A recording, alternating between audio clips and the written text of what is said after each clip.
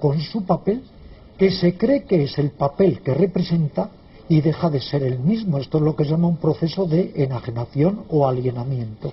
Eso pasa constantemente en esta sociedad. Estamos todos tan impregnados, tan imbuidos en el yo social, que perdemos de vista nuestro verdadero ser, nuestro núcleo ontológico, nuestro yo más real. La meditación nos enseña a estar, a ser, aquí, ahora, y sobre todo nos enseña a desconectarnos para conectar con nosotros mismos. Habrá gente que nos vea en este momento y que dirá, bueno, pero eso es una cosa de los yogis, esto de meditar es una cosa muy complicada, desde luego hay que adiestrarse para meditar, hay que aprender a hacerlo, lleva muchas horas de entrenamiento, pero ¿hay algún tipo de ejercicio, digamos, sencillo, que pueda hacer cualquier persona en un momento determinado para serenarse, para conectar con su yo interno? Pues hay uno muy sencillo, entre otros, el entender que la mejor amiga la llevamos con nosotros y es la respiración. La respiración es la fuente de vida y la respiración siempre está presente y conecta con el sistema nervioso. Dicen los yogis que la mente es el jinete y la respiración es el caballo. Y basta con que te detengas, con que durante unos momentos te desconectes de tu mundo exterior y sientas esa fuente de vida que es la respiración, la haces un poco más lenta, más calma, más consciente, y eso automáticamente te renueva y eso va poco a poco afinando y sincronizando todo tu sistema nervioso. Hay muchas técnicas de meditación que utilizan como herramienta la respiración y otras que consisten en observar todo el trasiego, el discurso de la mente, pero de una manera totalmente desidentificada, como el que lo está viendo en una pantalla o en un televisor, y otras que consisten en sentir el cuerpo, y otras que se llaman técnicas de vaciamiento interior, que consisten en irse despojando poco a poco de todos los fantasmas de la mente y ir entrando en un estado de ensimismamiento y de quietud. Todas estas técnicas son relativamente sencillas si se practican. ¿Qué es, Ramiro, la ingeniería emocional? Yo he querido de alguna manera hablar de ingeniería emocional porque hay que reconstruir toda nuestra vida interior. Igual que un ingeniero construye puentes, construye puertos, tiene que utilizar ciertas técnicas para ello, nosotros tenemos que utilizar una serie de técnicas para reorganizar y construir toda nuestra vida psicológica. ¿En base a qué? En base a tratar de ir superando, debilitando, por lo menos enfriando, emociones negativas, celos, envidia, odio, irascibilidad y tantas otras, y por el contrario, ir potenciando nuestras emociones más cooperantes y más laudables, el amor, la compasión, la lucidez, el sosiego y la ecuanimidad. Todo ser humano puede ser ingeniero de sus propias emociones, porque todo ser humano puede ir trabajando en descubrir sus emociones y tratando también de transformarlas, de ir convirtiendo las emociones nocivas en emociones positivas. Había un sabio de la India que decía, si cuesta aparentemente lo mismo expresar emociones positivas que negativas, ¿por qué no nos empeñamos en expresar emociones positivas? Las emociones positivas son un regalo y las emociones negativas son basura para nosotros mismos y para los demás. Cuando verbalizamos algo, estamos influyendo en nuestra mente y en nuestro cuerpo. Cuando alguien dice estoy cansado y repite que está cansado, ¿no termina estando más cansado de lo que evidentemente estaba en un principio? Sí, porque... ¿Y viceversa? Sí, efectivamente, porque es la ley del pensamiento. El pensamiento es energía, el pensamiento es poder. Una de las instrucciones más antiguas del mundo es una que reza, así como pensamos, así somos. Si una persona constantemente se está limitando con sus pensamientos, está limitando toda su personalidad.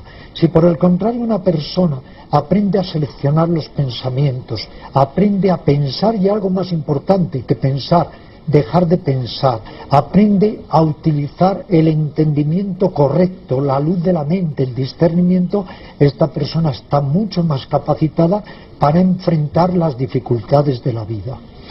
Uno de los enemigos mayores de la felicidad, sin duda, son los miedos, los temores. Todo el mundo tiene miedos en su vida cotidiana, personal. ¿Cómo se pueden vencer? ¿Cómo se pueden superar esos miedos que nos limitan? Fíjate, Antonio, de acuerdo a nuestra tradición un poco de la filosofía oriental, hay 3 tipos de sufrimiento. Uno se llama el sufrimiento universal. Nos alcanza a todos. La enfermedad, la vejez, la muerte, la separación de seres queridos, tener que soportar, como antes decíamos, personas indeseables o aviesas. Esas son vicisitudes vitales que son comunes a todos los seres. Luego hay 2 tipos de sufrimiento que esos sí son evitables. Uno de ellos es el que genera la mente neurótica, la mente con todo, en todo momento con negatividades, con pensamientos y sentimientos nocivos. Esa mente neurótica es verdaderamente un manantial, un torrente de sufrimiento inútil. Cambiamos nuestra mente y ese sufrimiento se desvanece. Y luego hay un tipo de sufrimiento que es el que nace de la mente neurótica y que infringimos a las otras criaturas, a los otros seres humanos y a los indefensos también animales, porque nuestra mente está llena o de confusión o ofuscación, otras veces de avidez, otras veces de odio. Estamos dañando innecesariamente a las otras criaturas. Si nosotros logramos sanear nuestra mente, recomponerla, y llenarla de bienestar, de armonía, de equilibrio, nos favoreceremos a nosotros y favoreceremos a los demás. Al fin y al cabo todo nace de la mente, todo absolutamente. Si cambiáramos la mente del ser humano, cambiaría la faz del mundo. Porque ¿de qué sirve que un reformador emprenda reformas si antes su mente no ha sido reformada? Llevará a esas reformas también su ego, su egocentrismo, su ofuscación, su odio. Tenemos que aprender a transformar la mente y sacar lo mejor de ella. Como decimos, lo mejor y lo peor está en la mente humana. Hay una fórmula de la felicidad que aparece en la portada de tu libro. Vamos a ver si podemos verlo ahora para que los espectadores vean que ahí aparece la felicidad. F es igual a entrega más sosiego partido por dolor. Y a partir de ahí una fórmula que tiene que ver casi con la teoría de la relatividad de Einstein, un poco más o menos. Cuéntanos exactamente qué fórmula se puede aplicar. Sí, tenemos que construir una actitud adecuada. La actitud es la manera en cómo nosotros tomamos las cosas.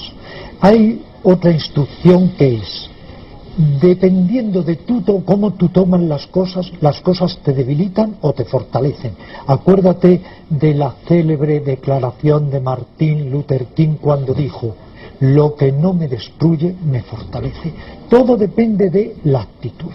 ¿Cuál es la actitud que llevaría a un estado de felicidad? Sería una actitud sobre varios pilares que hay que fomentar y desarrollar. Y estos pilares serían: el esfuerzo bien dirigido. Sin esfuerzo no hay absolutamente nada, es la disciplina, es la voluntad.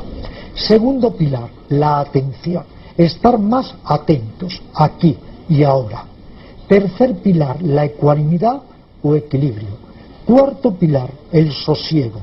Quinto pilar, el contento interior, que no depende de si tengo amigos o enemigos, amores o desamores, depende de mí, de cómo yo me sienta en mí mismo. Y el último pilar, la lucidez, el entendimiento correcto, el aprender a ver las cosas como son para poder proceder adecuadamente en consecuencia. Y entonces lo que yo extraigo de tus palabras y de la lectura de este libro es que la felicidad depende de cada uno de nosotros. Depende... Sí, que a veces lo ciframos, es que yo no soy feliz porque o me ocurre esto, otro, o no tengo, o si no tengo suerte, o si me hubieran dado, o si hubiera llegado. Al final eso puede influir, evidentemente, es un marco general, pero la actitud interna es lo más importante. Nadie nos pide que llevemos una vida de penitentes ni de ascetas, no. Eso no es vivamos en la vida cotidiana. Pero efectivamente que comprendamos que no por tener más y más y más de lo mismo vamos a ser más felices. Cuando un ser humano ya ha satisfecho sus necesidades básicas, tiene que buscar en otros planos, el plano artístico, el intelectual, etc. Y otro plano también es nuestra vida interior. Y entender que como nosotros no estemos bien, por mucho que sigamos retroalimentando esta tendencia compulsiva a más de lo mismo, eso no nos va a dar la felicidad, porque tú lo expresabas muy bien. Ya no se trata de tener en lugar de 100 amigos 1000, en lugar de 6 amores 6000, etcétera. No, es cambiar nuestras actitudes y gozar de nosotros mismos. ¿Y no ocurre que hay personas que tienen miedo a ser felices? Sí. ¿O acercarse a la felicidad? O, dicho de otra manera, Antonio, personas inexplicablemente, pero que es así, que se apegan al sufrimiento, que es como si el sufrimiento les diera coherencia, y entonces tienen el peor de los apegos, el apego al sufrimiento, y entonces ellos mismos se cierran las puertas, las veredas hacia la felicidad interior. ¿Qué consejo, qué máxima nos deja Ramiro Calle para intentar vivir mejor cada día? Una que puede parecer un poco difusa, pero que es esencial. Conviértete en lo que nunca has dejado de ser. No vivir los deseos de los otros como si fueran nuestros deseos. No vivir en base a patrones, a descripciones de los demás, a viejos modelos. No. Convirtámonos en lo que nunca hemos dejado de ser. Ahí está el secreto.